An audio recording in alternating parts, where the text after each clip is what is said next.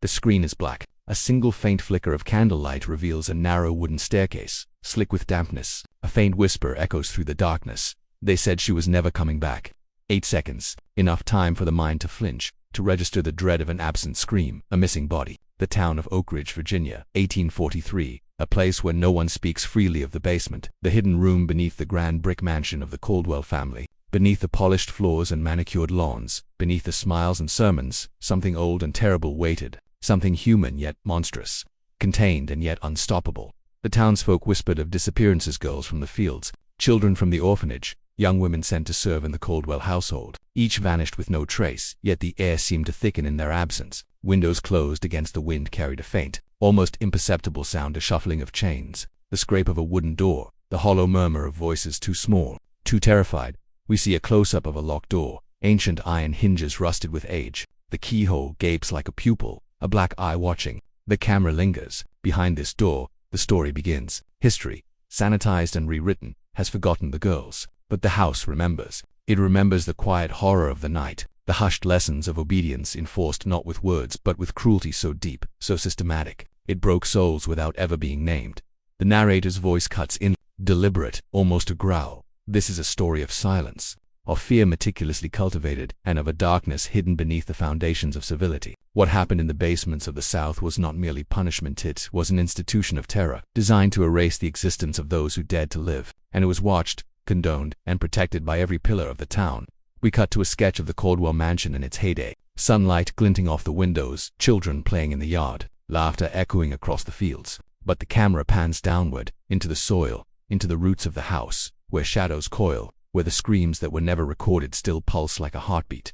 Oakridge was a town built on appearances. Churches gleamed white, their steeples piercing the sky, signaling morality, justice, and divine order. Yet behind those walls, the sermons themselves whispered complicity. Ministers taught obedience to God, obedience to masters, but never the humanity of the girls hidden beneath. The townsfolk, many of whom had ancestors who profited from the institution of slavery, learned early to look away. They did not speak of the basement, though every creak of the floor above hinted at horrors they refused to name. It was easier to blame the missing girls on the roads, on illness, or on imagined escapes. But some knew. Some heard the sounds that shouldn't exist, the chain dragging across the stone floor, the muffled sobs, the scraping of nails on wood. And yet, fear made them silent. Historical records, carefully curated, show gaps, empty spaces where census data should be, unmarked graves, orphanage logs that stop abruptly. The girls' lives were erased, footnotes in a story that never wanted them remembered. In this town, memory was a tool, and forgetting was mandatory. And the house itself seemed alive with intent. In winter, frost patterns on the windows resembled fingers reaching inward. In summer, the air in the basement stayed unnaturally cold. No matter the heat outside, doors that had been locked for decades sometimes creaked open as if inviting someone to look, to discover, to witness the suppressed horror.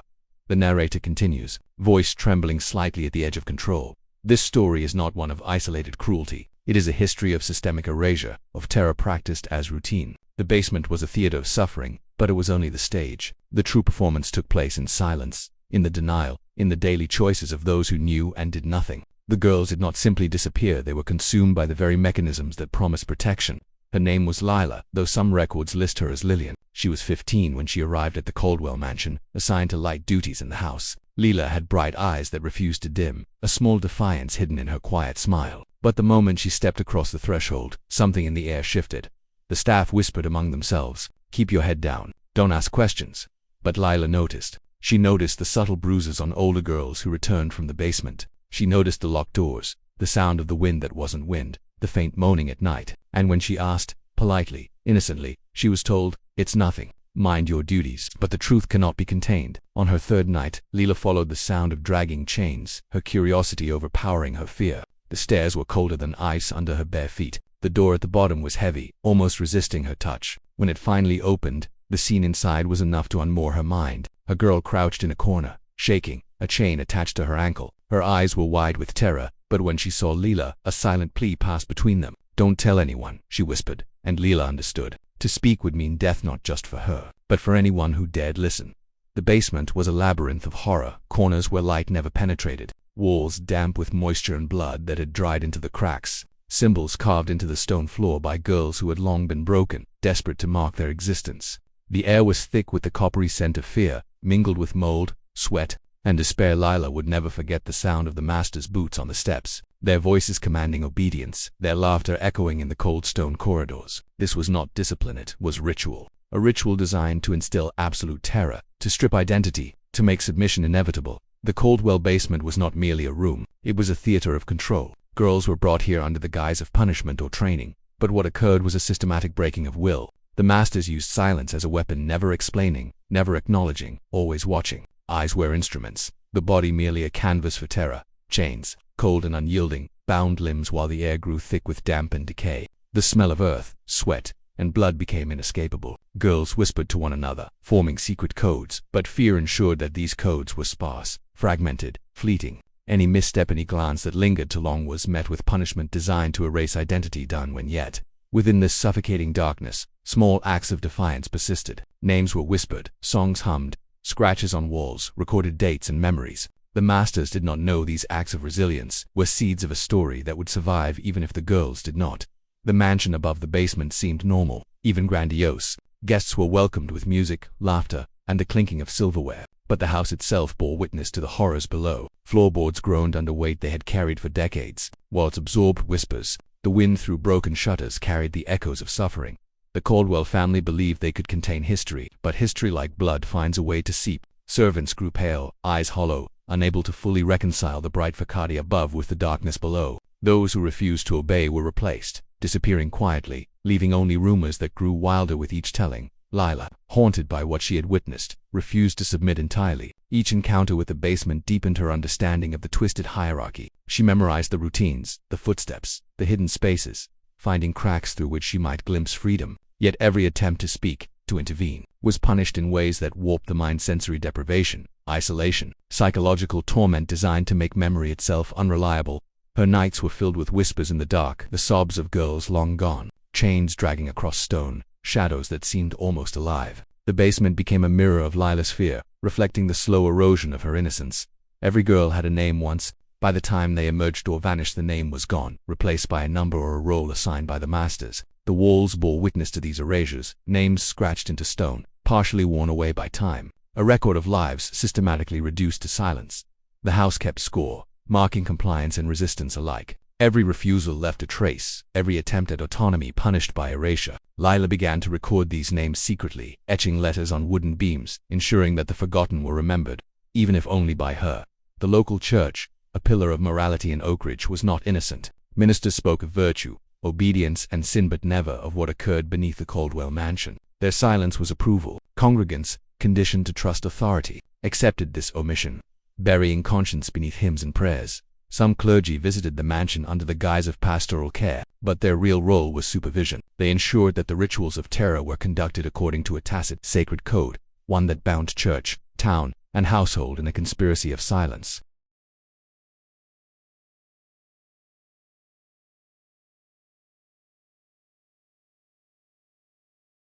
The basement itself seemed to pulse with memory. Every scream, every whisper, every chain dragged across stone left an imprint. Lila would feel the vibrations in her bones, a rhythm of suffering that made sleep impossible. Shadows shifted unnaturally, as though the house were alive, absorbing agony and replaying it endlessly. Some nights, she swore she saw faces in the walls, girls trapped between time and memory, pleading for release, asking only to be remembered. The house allowed no mercy. Its memory was meticulous, cruel, absolute. One stormy night, Lila tried to flee. Lightning split the sky, illuminating the narrow staircase leading to freedom. She moved silently, heart pounding, but the house betrayed her. The slightest misstep alerted the masters. Chains rattled, shadows descended. Her courage collided with the institution's unyielding design. Punishment was swift, horrifying, calculated to imprint fear permanently.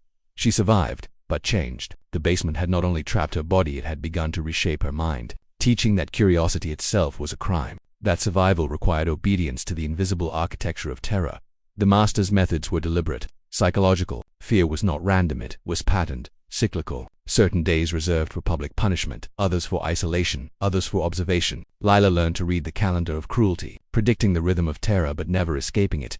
Chains and locks were only the beginning. Shadows were drawn across floors to disorient. Food was rationed in ways that weakened resolve. Sleep was interrupted. Girls began to hallucinate, mistaking memory for reality. The basement became a laboratory of psychological manipulation. Voices emerged from darkness, some alive, some echoing from memory, They whispered secrets, warnings, encouragement. Lila spoke to these ghosts as if they were companions, piecing together stories of those who had come before. Names were repeated over and over.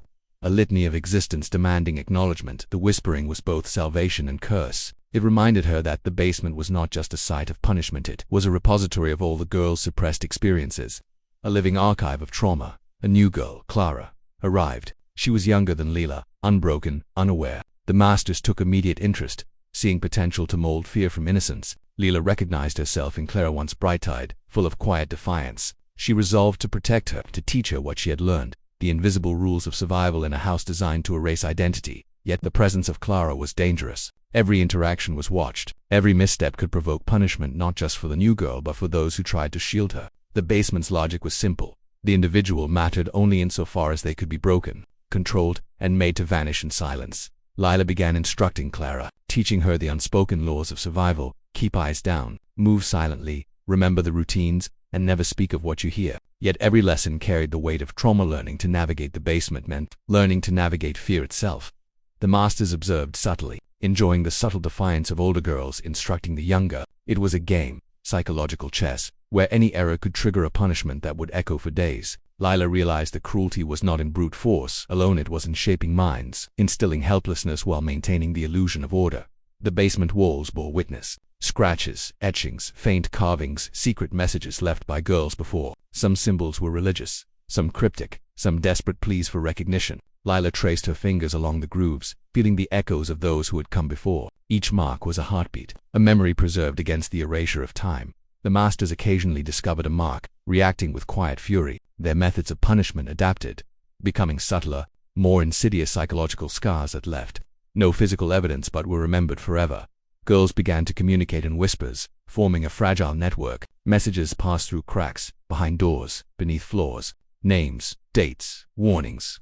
Lila documented them mentally, memorizing every detail, trying to preserve their existence. The basement, despite being a site of cruelty, became a paradoxical sanctuary of memory. It was a hidden archive of resistance. Small sparks of rebellion smothered by overwhelming darkness yet persisting in secret. One girl, Marion, did not survive. She had attempted to defy the master's rules, misjudging the strict boundaries of obedience. Her punishment was brutal. She was left chained in the coldest corner of the basement for days, with minimal food, until her body gave way. Lila and the others could hear her final breaths, and the silence that followed was heavier than any scream. The death was a lesson, a warning etched into every surviving girl's consciousness. The basement demanded total submission, and any deviation came at the cost of life itself. Section 18. Of freedom even in the suffocating dark. Dreams persisted. Lila dreamt of escape, of open fields, of the sun on her face. Clara dreamt of family, a life beyond chains. Yet each dream became contaminated by the basement. Running always led to walls, to locked doors, to shadows that whispered, "You belong here." The psychological torment was complete. Sleep was no longer refuge. It became another dimension of fear, where reality and nightmare merged, reinforcing the hold of the masters. The Caldwell family justified the basement as necessary for control. They believed in absolute order, in the erasure of resistance, in the perfection of fear as a tool. Any semblance of humanity was incidental. This ideology was supported by town structures, churches, and the wider system of power. They understood that terror was more effective than punishment, and that silence was the ultimate weapon. Those above were complicit. Those below were prisoners of their own minds as much as their bodies. One day, Lila discovered a hidden passage leading deeper beneath the basement. It was narrow, suffocating, and damp, but it seemed to extend into the earth itself, away from eyes, away from control. She and Clara explored cautiously, aware that discovery meant death. Inside, they found remnants of girls' long-vanished clothing, bones, small carved symbols. The passage was a testament to the systematic erasure of life, yet also a record, a hidden chronicle that refused to be forgotten. The master's cruelty became increasingly sophisticated. They played mind games, manipulating girls into distrust, planting seeds of fear against one another. Bonds were tested, alliances broken. The basement became a machine of psychological destruction, teaching that survival depended on obedience, not loyalty, not compassion. Lila grew adept at predicting patterns, protecting Clara as best she could, but every day was a negotiation with terror itself.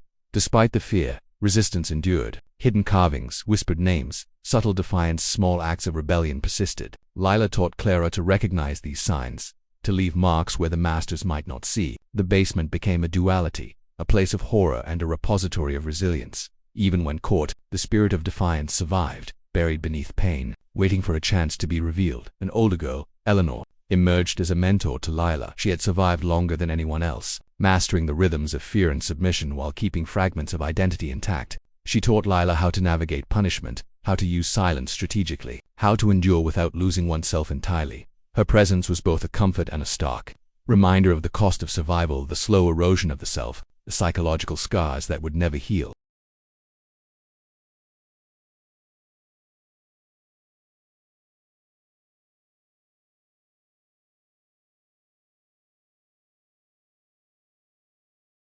As years passed, the Caldwell family's rituals grew more elaborate, more psychologically insidious.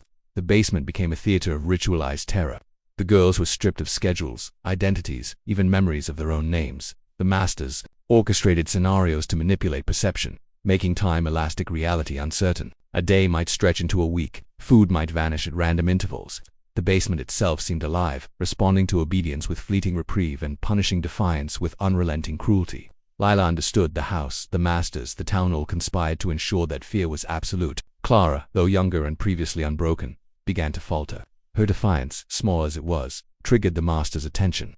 Isolation, deprivation, and psychological torment pushed her toward collapse. Lila watched helplessly as her protege became hollowed, a shadow of her former self. It was a chilling lesson. Survival demanded not only obedience but the suppression of humanity itself. Each girl's psyche was a canvas, painted with terror until the original self was barely recognizable. Through exploration of hidden passages and etchings, Lila pieced together a horrifying truth. Generations of girls had been brought here, systematically erased, their existence preserved only in the walls, the whispers, the scratches. The basement was a mausoleum of memory, a repository of trauma that the town and the masters thought forgotten. She realized that the horror was cyclical, institutional. The Caldwell family was not an anomaly. They were a microcosm of a wider, a system of control, complicit churches, towns, and authorities. The basement was both literal and symbolic, a manifestation of societal complicity in silencing and erasing lives. Lila and Clara discovered a hidden ledger, centuries old, detailing names, dates, and the fates of girls who had vanished. It was meticulous, clinical, and horrifying. For the first time, the system's scope became clear. These were not random acts of cruelty but a carefully managed institution of terror. The ledger also revealed subtle acts of defiance, girls who had resisted, who had marked the walls, who had refused to be erased completely. Lila realized that survival was more than physical, it was memory itself, the ability to witness and to bear witness. Determined, Lila and Clara plotted an escape. The night was stormy, shadows blending with the flickering light of lanterns. Their movements were silent, deliberate. Every creak, every faint noise might summon death. The basement seemed to resist their escape as though it were a living entity, bending fear into walls and doors, testing their resolve. Chains rattled. In the distance, shadows shifted unnaturally, and yet the girls pressed on. They carried not just themselves but the weight of all those whose voices had been silenced, taught by sheer force of will. Lila and Clara emerged into the open air. The storm lashed against them, rain soaking, wind tearing at clothes, but freedom was palpable. Behind them the basement swallowed its secrets once more, yet freedom was incomplete. The horrors of the basement could not be left entirely behind. The trauma, the memory, the whispers in the mind persisted. Lila knew that survival did not erase the past, it merely allowed the story to continue. The Caldwell mansion still stands, centuries later, its walls polished, its windows gleaming. Few speak of the basement, fewer still descend its stairs, but the house remembers. Every scratch, every whisper, every erased life lingers in the architecture of memory. Lila, long gone, carried the legacy in stories, in warnings, in preserved names. The basement was not only a place of horror but a repository of resistance, a testament to the strength of memory in the face of systematic erasure. The narrator closes, voice low and solemn. The girls were taken, silenced, and erased, but the basement, and the memory of what occurred within, will never forget. Some secrets refuse to stay buried. Some horrors endure in the echo of whispers, in the walls that saw too much, and in the hearts of those who survived to remember. The screen fades to black. A faint whisper, "Remember us,"